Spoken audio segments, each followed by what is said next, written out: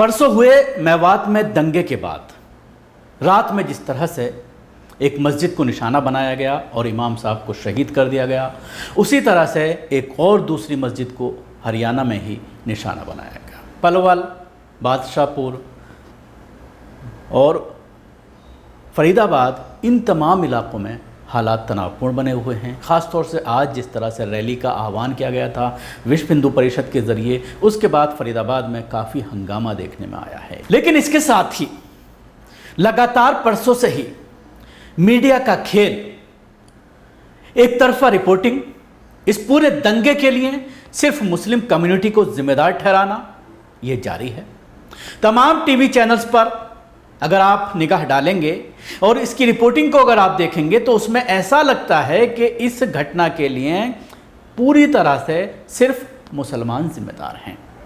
हालांकि अब जब धीरे धीरे चीज़ें निकल कर सामने आ रही हैं और विजुअल सामने आ रहे हैं, कुछ एक्टिविस्ट ऐसे हैं जो सोशल मीडिया पर काफ़ी सक्रिय हैं, उनके ज़रिए बहुत सारे वीडियोस सामने लाए गए हैं जिसमें मीडिया का खेल भी एक्सपोज होता हुआ नज़र आ रहा है।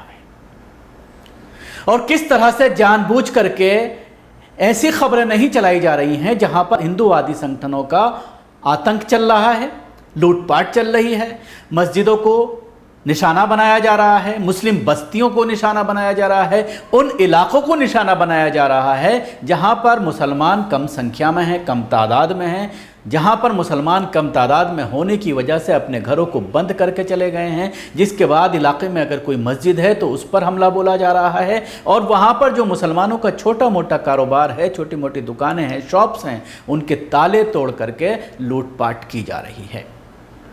और जब इस तरह की खबरें कहीं ना कहीं चलती हुई नज़र आती हैं तो फिर मीडिया जो है उनको क्या कहता है।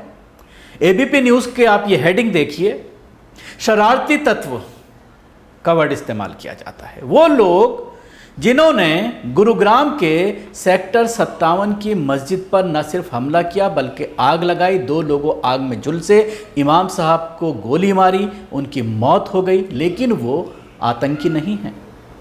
उनको आतंकी नहीं कहा जा सकता।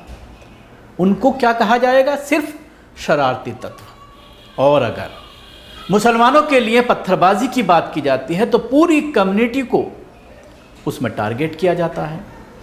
कौम को कहा जाता है पत्थरबाज कौम, पत्थरबाज मुसलमान, शांति प्रिय दूत, इस तरह के अलकाब मुसलमानों को दे करके मुसलमानों को चिढ़ाया जाता है और दूसरी कम्युनिटी में ये मैसेज देने की कोशिश की जाती है कि इस कौम का काम सिर्फ पत्थर चलाना है, सिर्फ पत्थरबाजी करना है। लेकिन सोशल मीडिया पर सब सामने आ गया है। वो वीडियो भी सामने आ गए हैं जब हिंदूवादी संगठन के लोग पत्थर भर रहे हैं अपनी गाड़ियों में।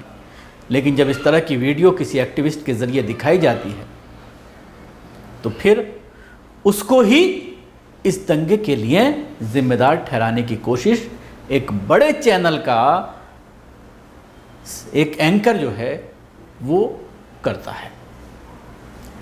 कुछ घटनाएं ऐसी घटी हैं जो लगातार सोशल मीडिया पर तो छाई हुई हैं लेकिन मीडिया में वो कहीं नज़र नहीं आ रही।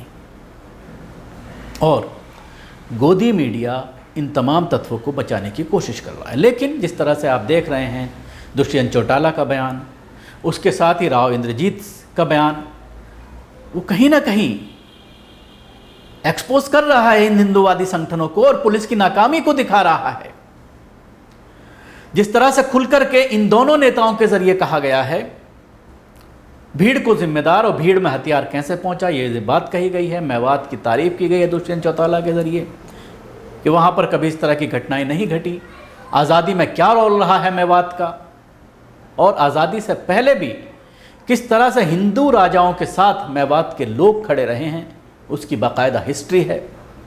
अपने बादशाहों को छोड़कर, नवाबों को छोड़कर दूसरे लोगों के साथ खड़े रहे हैं, हिंदुओं के साथ खड़े रहे हैं, हिंदू राजाओं के साथ खड़े रहे हैं। इसकी बाकायदा मेवाती जो लोग थे उनकी हिस्ट्री पहले से मौजूद है, इसका जिक्र किया गया है। लेकिन जिस तरह से इमाम साहब को गोली मार दी गई, 2 लोगों को ज़िंदा जलाने की कोशिश की और लूटपाट की गई, ये तमाम चीज़ें करने वाले मीडिया की नज़र में शरारती तत्व हैं।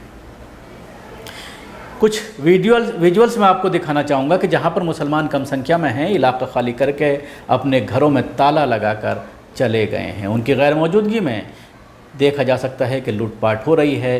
पलवल में एक मस्जिद में तोड़फोड़ और बम फेंके गए हैं। सोहना रोड में मेन मार्केट में महन कॉटन शॉप को आप देख सकते हैं किस तरह से जय श्री राम के नारों के साथ दुकान को लूटना और चोरी करती ये हिंदूवादी संगठन की मॉब। किस तरह से बादशाहपुर में मुसलमान अपना घर, जैसा कि मैंने बताया, ये विजुअल्स में आप देख सकते हैं, पूरी गली के ये विजुअल्स हैं। तमाम घरों में ताला लगा हुआ है बादशाहपुर में और लोग डरे हुए हैं क्योंकि पुलिस के ज़रिए दबिश दी जा रही है। 160 से ज़्यादा मुसलमानों को इस दंगे में गिरफ़्तार किया जा चुका है और ज़्यादातर लोग जो बादशाहपुर के लोग हैं वो पलायन करने पर मजबूर हैं।